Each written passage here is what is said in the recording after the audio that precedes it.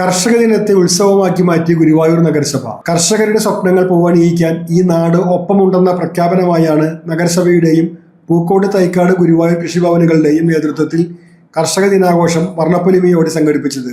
കാർഷിക മേഖലയിൽ നൂതന ആശയങ്ങളും സംരംഭങ്ങളും കടന്നു വരണമെന്ന് ദിനാഘോഷം ഉദ്ഘാടനം ചെയ്ത NK അക്ബർ MLA പറഞ്ഞു. ഇവിടെ തന്നെ നിങ്ങൾക്കറിയാം, അഗ്രി സ്റ്റാർട്ടപ്പ് കൃഷി വ്യവസായമായി മാറിക്കൊണ്ടിരിക്കുകയാണ്, മട്ടുപ്പാവ് കൃഷി. അപ്പോൾ ഈ മേഖലയിൽ പുതിയ നൂതനങ്ങളായ ആശയങ്ങളും സംവിധാനങ്ങളും സംരംഭങ്ങളും. കാർഷിക മേഖലയിൽ മികവ് കാഴ്ചവെച്ച 29 പേരെ ചടങ്ങിൽ പുരസ്കാരം നൽകി ആദരിച്ചു. കാർഷിക മേഖലയ്ക്ക് നഗരസഭ പ്രത്യേക ഊന്നൽ നൽകിയതായി അധ്യക്ഷത വഹിച്ച നഗരസഭാ ചെയർമാൻ M കൃഷ്ണദാസ് പറഞ്ഞു. കൃഷിയെ മാറ്റി നിർത്തിക്കൊണ്ട്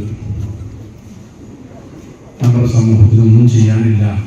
vice chairperson Aneeshma Shanoj, standing committee അധ്യക്ഷരായ AM ഷഫീർ, ശൈലജ സുധൻ, ബിന്ദു അജിത് കുമാർ, A സായിനാഥൻ, കൃഷി field officer S Sasheendra, Pookode കൃഷി ഓഫീസർ P റിജിത്ത്, തൈക്കാട് കൃഷി ഓഫീസർ VC റെജിന എന്നിവർ സംസാരിച്ചു.